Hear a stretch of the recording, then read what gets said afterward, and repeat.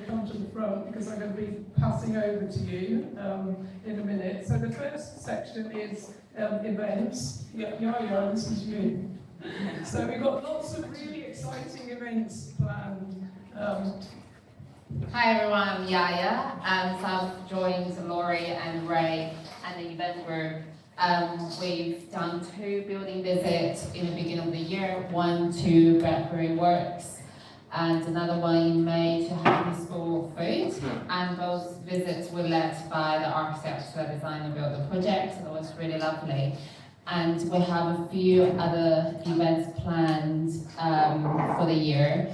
Some of them have been confirmed. Black and White building in July, Shortage walking tour at Rock in September, King's Foundation and Common Rooms as well. And we have a few other projects or building visits in the pipeline. We're just confirming details with people. I think Ray and Laurie have organized more than 100 events in the past years, and we try to make sure there's a range of format and building visits. If anyone has any new ideas, please don't hesitate to come and speak to us. So I work 3 days a week at the London School of Architecture, which is based in Dalston, just behind Dalston Junction, in the community, what used to be the community hall of Holy Trinity Church. So the London School of Architecture offered 2 key programs. One is a master's degree in architecture, another one is access and outreach program working with local young people. The LSS graduates are very keen to organize a guided visit to the degree summer show this Sunday at 11 o'clock for Hackney Society members and local residents. So it will be a good opportunity to see the building and also hear from the students about the projects. The event is free. I think we'll be sharing a booking link, but it's a bit short notice, so please feel free to just show up and we'll be there at 11. We also try to do a bit more this year with open house. So we are organizing a walking tour in September to see some of the significant housing projects in Hackney.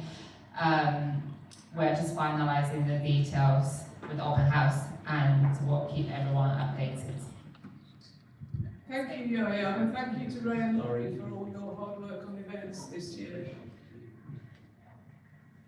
Okay, so another event that we have regularly every month on the first Saturday of the month, we have Wikipedia training. We're particularly adding information about women from Hackney history books, such as Catherine Glazier, but also about buildings featured. But people can actually edit anything they want.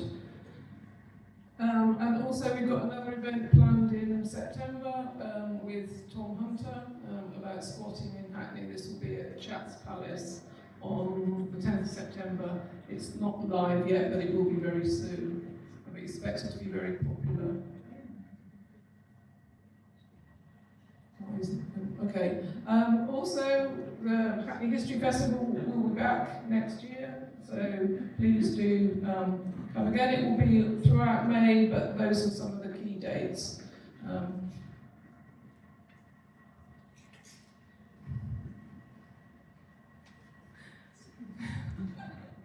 I don't know why it's not. Oh, okay. So this was one event which was a particular favourite of mine and Rob, talking about the Society's work. This is on YouTube. If you haven't seen it, I'd really recommend it.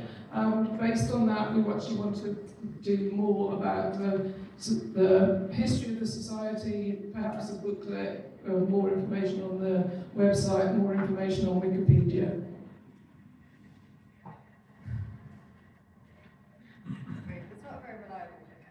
Okay, so publications. We've got a huge number of publications. You can see many of them over there.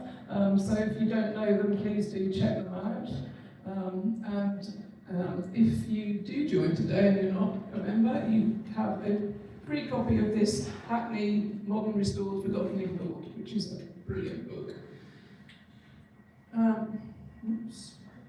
And then we've got several new books in the pipeline. People know the really successful Women from Hackney History 1 and 2, so we've got a third volume in the pipeline. If people are interested in getting involved in researching that, please let us know. Tom Hunter is also going to do a book for us about squatting in Hackney with some of his amazing photographs from that time. Then Vincent, who's here, is going to do Hackney and Maps, more details on that in a minute. And then Gordon, who isn't here, I don't think, is doing a book about buildings and people with some amazing photographs and also some architecture's plans. Thanks. So these are just some of the women that Sue is thinking about including in the next Hackney History 3, but I believe she's got a list of about 200, so she's going to have to whittle it down somehow. So this is Vincent's book. Vincent, do you want to say anything about this? Completely unprepared, but I'll say something. Okay, all right, so these are just some of the ideas. Hi, I published a book last year called Modern London Maps, Baxford, which is a collection of 20th century London maps. I've always had a thing about maps. And I'm a former Hackney resident. I'm not currently a Hackney resident. And what's been wonderful about this, when Janet asked me to get involved in this project, is how great it's been refamiliarising myself with Hackney. Of all the boroughs, this is the one that is really close to my heart. And I'm re-immersing myself in, I've got a lot of gaps, to be frank. There's an awful lot of good knowledge about Hackney's history in this room and in the society generally, but it's given me the opportunity to fill in the gaps in my knowledge and then hopefully to illustrate some of the amazing things about Hackney through its map collections from the Hackney Archives, from the London Archive, British Library and so on. This is very indicative at this stage because the one thing I learned doing the Modern London Maps book is math rights. You've got to get publishing right. So it's going to be very much driven by what we can actually acquire. But I'm very hopeful that we'll be able to use what we want to use. So I'm really looking forward to digging deep into this over the next few months. And I'm very grateful you haven't tried to sort of pin it down to a publication date. But hopefully something will happen next year. Thank you very much. So, as you can see, he's put it in certain chapters, like early Hackney, setting boundaries. Everything is connected, green and pleasant, life during wartime, and trade makes the town. And grand designs and beyond the pale. So I think it's going to be a really fascinating book, and I'm really looking forward to seeing it. So also, some of the existing books that we've got, we are doing new editions of them. So Lodgages, there's a lot of new research that we've done, particularly about some of the women involved, so that's going to come out hopefully later this year. 20th century buildings, which is almost 30 years old now, that we're again redoing. Then Portrait of a Community, which was for, we published this for our 50th anniversary, so we're hoping to do, so it led up to 2017, so we're hoping to do a new edition that will have 10 additional chapters. So watch this space on that one. So as most of you know, we've already put up 2 plaques for Edith Watson on the old workhouse, which is now the John Howard, thank you, John Howard Centre on Homerton High Street, and also Clara Lunsky on the Rio. So we're really pleased with those, and we're now planning to have 2 more in this series this year, hopefully. One idea is Hetty Bower, who was an amazing political activist who lived at 22 Colston Crescent, which is owned by Peabody, so we're hoping that they might be amenable. Because obviously when thinking about plaques, it's not only, you know, women that we really want to recognise, it's also knowing the building and getting information. So. All right, and then on to buildings at risk groups. So, Rob. Yeah. Is that working? Go really slow, just nod. It's okay, right? I feel really bad that you're just lying That's on right, the that's floor. good. I'm going to go. Okay, yeah. Get yourself comfortable. Just to say before we start, thanks to everyone who came to the Hackney Bars event on Sunday. It was a massive success. Like 400. So that's for next year's AGM. That's not in a report yet. I just wanted to add to it because I'm still a little bit behind from that. But yeah, we'll cover that whenever our next AGM. Maybe wherever that may. And so forth. I'm going to talk to you about something quite different, but related to, in a way, to that the work that we do month in, month out with Buildings at Risk Group. And yeah, it is a project about pillars and posts. So at this point, probably a few eyelids are getting heavy and people are looking out the window. Now that it will be gripped. But it's a little bit more than that. I kind of want to just sort of run you through kind of why it sort of speaks to bigger issues around the public realm and kind of making that as enriched and distinctive to Hackney as possible in the 21st century. So what you saw on the previous slide is a collection of parish boundary markers that dot our fair borough. The oldest from the 1820s, the latest from the 1890s. All those things are redundant. They just don't have any kind of current purpose beyond, I don't know, if you like stretching enough to do at the start of your job, or you know, for your dog to do what a dog tends to do against a vertical surface. And it's the same to varying extents with the posts.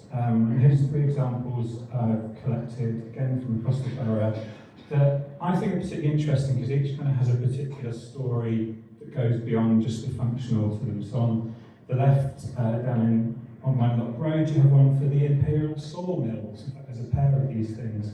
The middle one from the Hackney Board of Works on the edge of Wells Street Common, and Reverend Dr. Spurstow's charity. This is tucked away in Wilton Way, not so far from London Fields. And yeah, these things they exist across the borough, some more densely populated than others, but they're all around the place. And so what we want to do, because most of these don't, a few have national listed status, a few more have local listed status, the vast majority have absolutely no form of heritage protection whatsoever. And that's very vulnerable, and I'll show you some examples in a bit, for being removed and just kind of not appreciated for what they are, what they have contributed to Hackney's built environment over the years, and what they can, I'd argue, contribute in the present time and moreover in the future. So, just a little bit more on the previous slide. Thank you.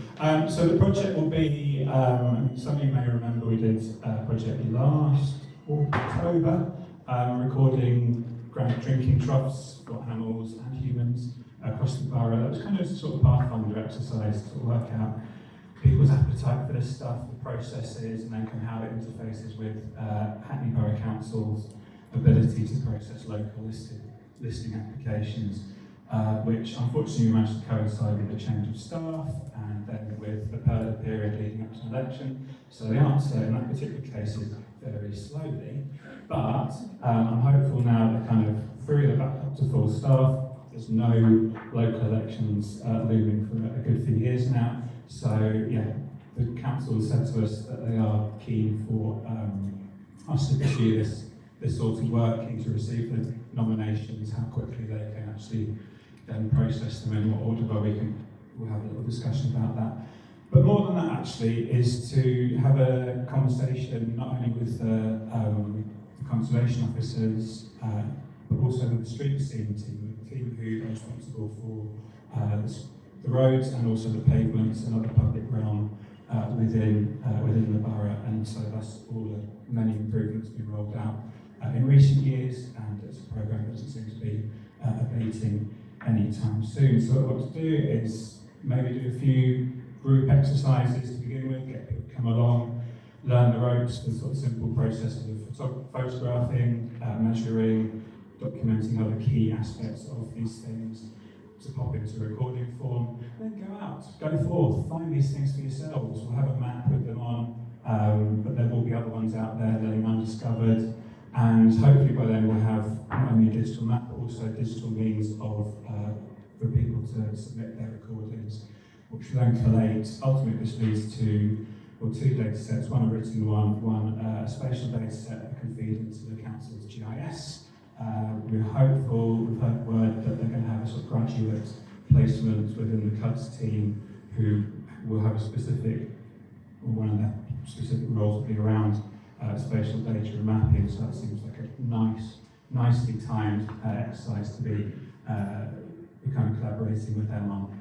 And and hopefully that will lead to a better understanding of what's out there, and hopefully a few of these things going us in the future.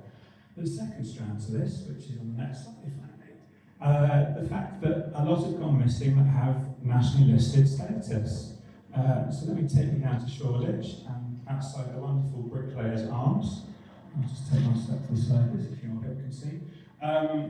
Back in May 2008, there's a couple resting a pint atop this Grade 2 listed mid-19th century gun post. Fast forward a few years to May 2017. It's behind some fencing there, and they're redoing the paving. What do you know? A few months later, it's turned into an olive tree in a box. Which would be bad enough, as there's absolutely no sign of having them moved just up or down the street. If we go to the next slide. Fast forward a couple of years later, and it's replaced by a bollard, and a really crappy bollard at that. These things, as soon as they hit any kind of speed, just buckle, the tops come off. They're absolute crap, and unfortunately. Oh no, there we are, back again. Thought you'd get rid of me that easily. So not only have we lost a designated heritage asset, its function has been replaced by something, it wasn't necessary to remove it. It's, now just been superseded. And also this isn't a conservation zone area, so the conservation area has been kind of diminished, if ever so slightly, by its loss. So, actually, next slide. And that's extrapolated out across, this is a map of South Shoreditch. You might not be able to see this too clearly, but there's a lot of red dots on there, and a smaller number of green dots. The red dots are where things have gone missing. So, on Rivington Street, like where we just were, outside the Bricklayers, there used to be 7 listed posts, of which only 3 survive. Move across to Newman Yard, 5 posts covered by 4 listings, only 1 of which survives now. These were listed back in the 70s. I'm not saying all of these have gone in very recent times, but there are a good few examples where it has been in very recent times.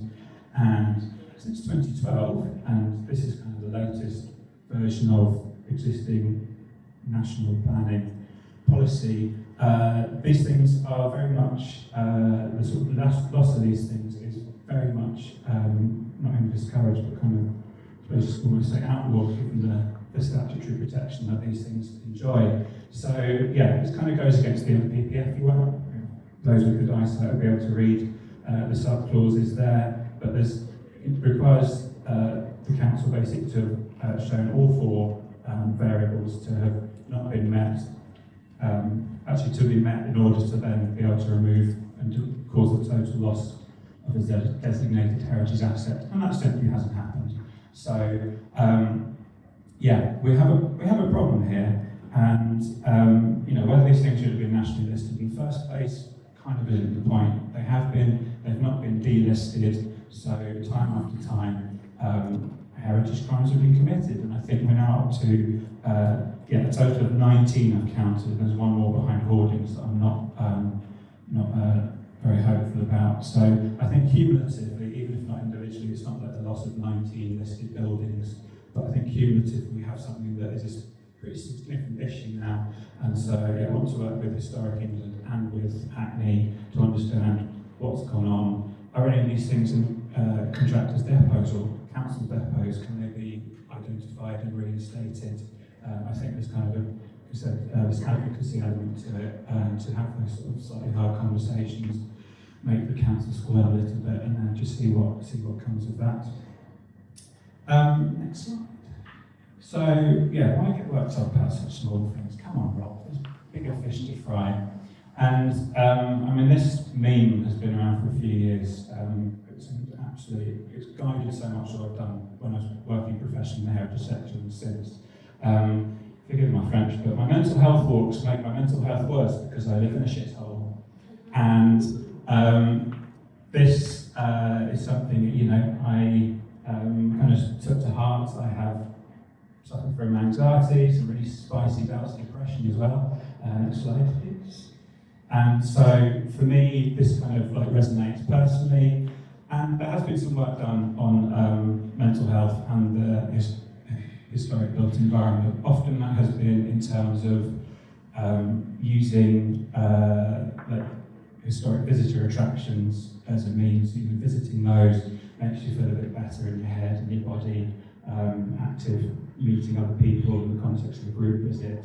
But actually, very little work has been done around just the everyday built environment and like the historic elements to that and how that, you know, I think we can all, sat in this building here, it's a very nice space, you know, probably speaking to a slightly biased audience, but there is a lot, I think a lot to be said for, you know, the various aspects that make up attractive, enjoyable things about both historic buildings and wider spaces and features of the public realm that I really want to explore kind of greater detail and sort of see just where we can take this particular project. Next. Yeah, it's kind of started a couple of years ago. There's a great listed post just around the corner from Hackney Society actually that in the public realm pavement improvement works. Out it went. I just happened to be passing, met a friend in Hackney Park, was walking home, slightly unusual way, not my direct route, and then noticed, hang on, wait a sec, I remember that from my lockdown walks when I first got into all this stuff in Hackney, and yeah, got enough emails to the council, and yeah, lo and behold, it had come out by accident. Fortunately, they could recover it from the contractor's yard. It went back in. I kind of, you know, threatened this and that. And that's my little face. I think I'm happy at the end of it all. But yeah, I mean, clearly there's very few people in the world who have a photo of themselves looking that excited stood next to a 19th century gun post. So I'm a little bit of an extreme. I do appreciate that. But at the same time, I think there's a broader point insofar as Queensbridge Road, the users of that pavement, no one disbenefits from having that post there, but other people, myself, others, who knows, will on some level perhaps gain some benefit from it being there. So this is again kind of motivation, as we've seen in Shoreditch as well, to try and drive this, to prevent this thing sort of happening in the future. So we go next one, almost done. And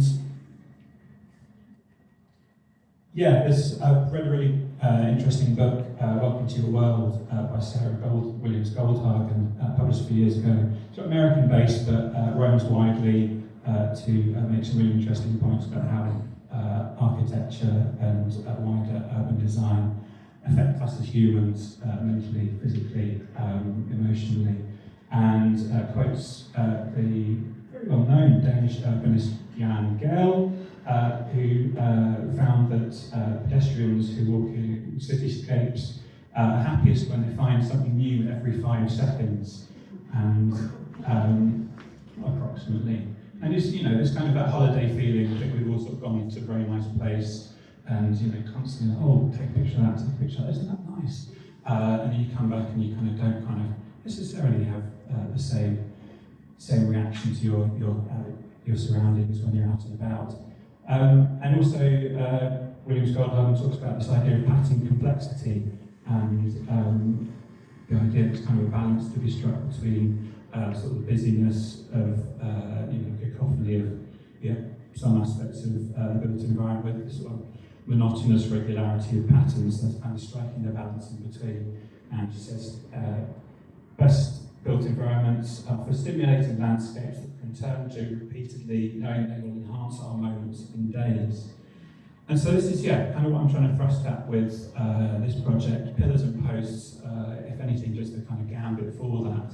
And hopefully as we kind of develop this, people kind of bring their own ideas to the table and kind of pursue, ideally, their own sort of strands, exactly the same way, to the same effect. And just to throw another one out there, just because I was walking home from an event a few weeks ago, walking on Richmond Road, just by London Fields, I noticed that some really nice new paving had gone in, really beautiful slopes beds, flowers starting to come out. I thought, hang on a minute, I remember there being some granite blocks, took to be from the pub from running the beer barrels in and out of the cellars.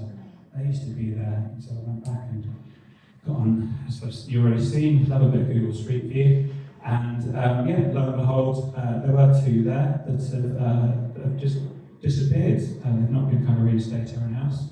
And obviously I should say that this isn't any way like an access issue. This is about people finding these things obstacles in wheelchairs, prams, other people who have limited mobility. Then I think there's absolutely these things shouldn't be in people's way. But if it's just a case of they weren't acknowledged for what they are, what they represent, how they can be woven in, this is kind of like, in my head, this is like a both-and scenario rather than an either-or.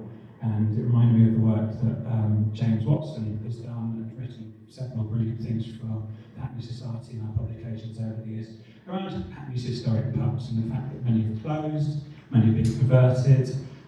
This particular example is one that closed a pretty long while ago, the Duke of Marlborough, opened before 1861, closed in 1996, substantially remodelled into a house thereafter, and the only kind of one of the few obvious reminders that it was a pub was those blocks outside, but those two have now gone. That's just one possible other route to pursue. But finally, wrapping up, thank goodness, everyone's here. Going to start this in September, get the ball rolling, not only with trying to start plan some public events, but also start our conversations with Hackney and with Historic England. One is we're very much participatory, builds at risk, we meet on Zoom, it's great, but I'm very keen that, particularly as a growing membership organisation, we do exciting events that actually, people can come along to and feel like they're really getting stuck in. So, hopefully upskill one or two people who participate in those events, that the local listing nomination process actually isn't that technical, isn't that complex, and can be undertaken by people who pursue that, show them how to do that, and then also to go out and do recording of things on the streets around them. It's going to be advocatory. We're going to try and see if we can get some of those missing posts back and re-erected. Don't hold your breath on that, but I'm a natural born optimist, so I for one am reasonably confident that at least we'll be able to get one back. Hopefully to innovate as well. I think this is something that, as far as I'm aware, the society hasn't done. I've not come across many examples of other societies doing this. And as I said before, a lot of kind of work done professionally has been geared towards tourist attractions kind of main sites, so actually just getting out on the streets and both in terms of crowdsourcing, recording, doing the responses digitally, and then also see if we kind of dovetail this with wider things around heritage and well-being. I think it can be something we might be able to achieve. So thank you so much for listening.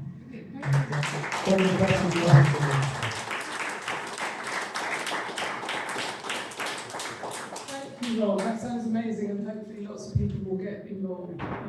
So another thing that we're thinking of is information boards, potentially. So I'm sure many of you know that there was a Roman sarcophagus discovered on Rushmore Road in Leabridge.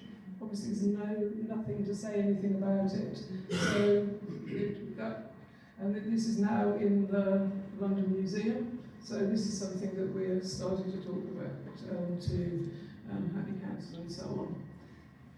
I think Rob and I spoke to people on the canal recently, so the project skipping down the canal and leave no plant behind, having a project along the canal to make it more, well, to improve it generally, to do some planting, but they're also really interested in the ideas of having some information boards that talk about the history of the canal. So, Caroline, I want to really talk to you and Alison about potentially getting involved in that.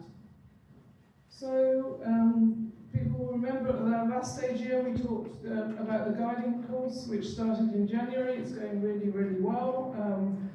Unfortunately, this is why Sue isn't here tonight, because she's teaching the guides. They've had their first exam, and they are doing really well. They will qualify in July, and then we'll start again next January. So if you know anyone who would like to become a registered guide, then let us know. So, conservation area action committees, we had a very successful all CAC meeting in March, maybe, and we have another one planned in September. So, who's going to chair that? So part of that will be following up all the actions that were agreed, particularly for mapping to do last time. However, Shoreditch CAC is completely inactive at the moment, so if you know of anyone working in Shoreditch or knowing Shoreditch that would like to get involved, that would be amazing. There are a few members that are quite keen, but nobody wants to be chair. So. Okay, we've done quite a bit on the website this year. One of the things, we've got a friends page, so we've really tried to reach out to local organisations that, you know, share our aims and work together with them. So these are some of them, and we're keen to expand this. And we've also got a lot of work into putting some maps on the website. This is a work in progress, so if you have a look, if you've got ideas for developing this, please let us know. So going back to what Rob was just saying about crowdsourcing, we were about to start a crowdsourcing project to photograph buildings, particularly ones that are locally listed or nationally listed, and other points of interest. So we're starting in the Bridgeboard, so we're going to be launching this really soon. We've developed a little app so that people can just go around on their phones and add information. So we're hoping to use the same process for Rob's project. And then over to Lisa. And apologies, Lisa, that I didn't include everything. Run out of time. So hello, I'm Lisa Shell and I chair the planning group. I'm not a trustee, but we have some overlaps. I'm afraid my images went awry, so these won't necessarily reflect precisely what I'm talking about, and I don't know how many have been uploaded. But whilst we're this part of the evening is sort of more forward-looking, we do have ambitions for next year, but I was going to reflect on what's happened over the last year, in as much as we expect much of the same, because we react to what's happening in the borough in terms of planning. So I'll just say we meet every month. There's a core group of 12 and a mailing list of about 50 people who are able to see comments that are submitted in response to planning applications that come into Hackney. So the main work that we do is we select, we sort of scour through Hackney's weekly validated planning lists, and decide which applications to take on and consider and comment on. We raise questions and concerns, but we do attempt also to provide support to those applications that bring more positive visions and design quality to the borough as well. So over the last year, it's been very exciting to see Hackney Council bringing forward a lot of small to medium-sized residential developments this not being one, I might add. So look away for the time being. Which have been specifically targeting the land used by disused car parking and garages in existing council-owned estates, with typically generous proportions of affordable and social rent tenures.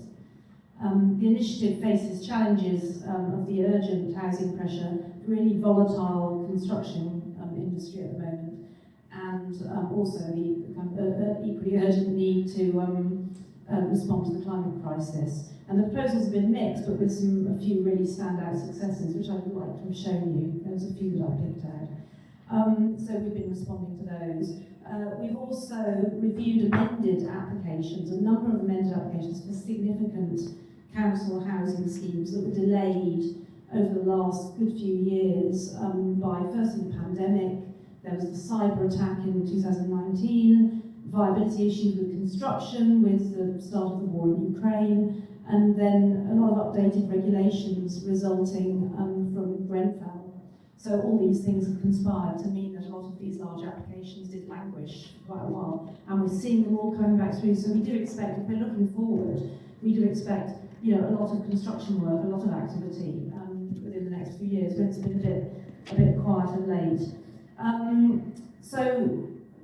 On the other hand, it's been disappointing to see less sensitive developments get approved, typically by private developers. The one that is in this image is the Kingsland Shopping Centre, or actually it's the development that will take the site of Matalan and the car park, which is part of the shopping centre. So we did make comment. We actually coordinated with the Dalston Conservation Area Advisory Committee to comment on this one.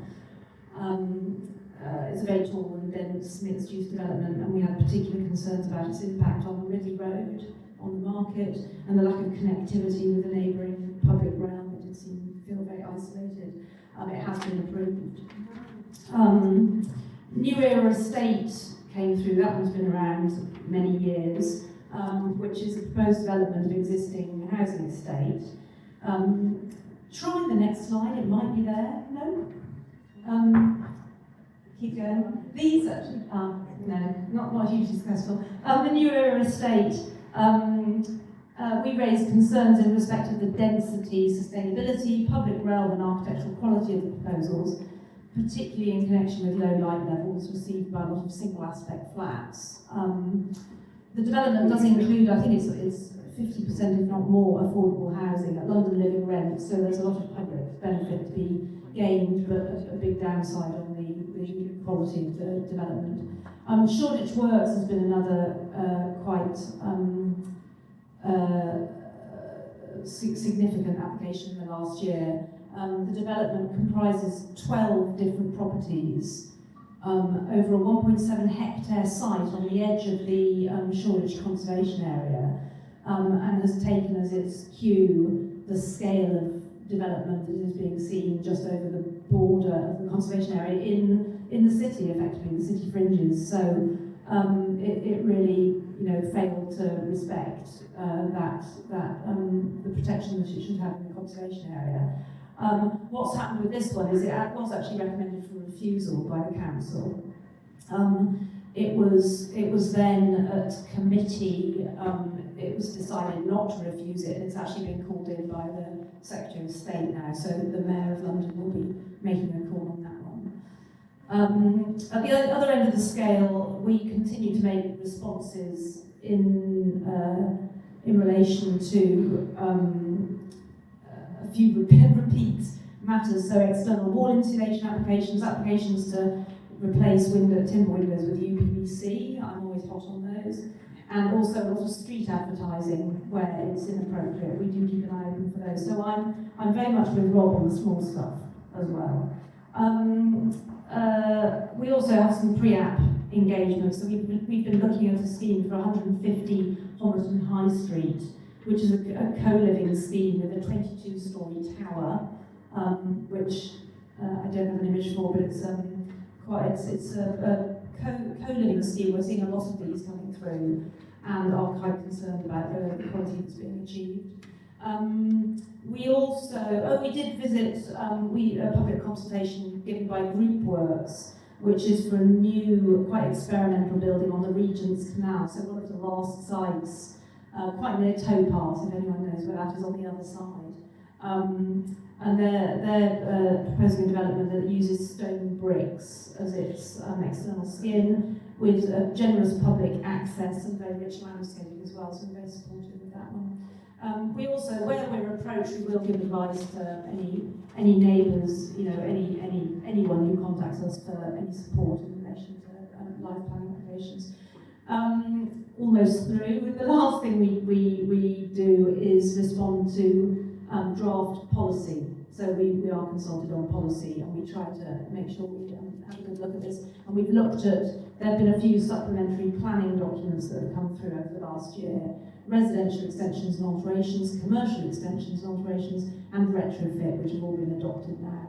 So that's great to have spanking new policy in Hackney's lists now. I think Stamford Hill Area Action Plan is still being considered, as is the Future Shoreditch Area Action Plan. But we do anticipate in the next year another iteration of the local plan. So that's the overarching planning policy guidance for Hackney being commenced, or consultation will commence on that. So it'll be interesting. So for the next year, that covers pretty much everything we do. We expect, more of the same. We have had a good number of new members in the last year, which has had a lot to do with, the Hackney Society having generally a lot more kind of interest and membership, which has been great. We're hoping over the next year to have a closer relationship with the council in the work that we do, and we're currently arranging to host a meeting with council officers and hopefully members to discuss the role and operations of the planning group, its interface with the planning department, and the value of the work that we do, so that we can make sure we're using our time most effectively, and our skills in being direct.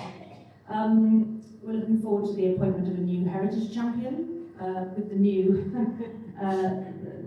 the new councillor range that we have, and hopefully we'll be able to engage with them more than we have done of late, as will all the cats. We'll all be hot on that, I think. We'll also be looking to promote our pre-app review work. So we'd like to be able to promote ourselves as being, as offering a positive contribution to design development, rather than just a means by which developers can tick boxes and fulfil their consultation. Yes, I think that finishes. I'm actually going to be stepping down at the end of this year as chair after 12 years. The time has come, so I'm going to be working quite hard to make that transition work as well. And I'm not going anywhere, but I'd really like to be putting more time into actually responding to applications rather than doing administration. So that's the end of our news. Thank you.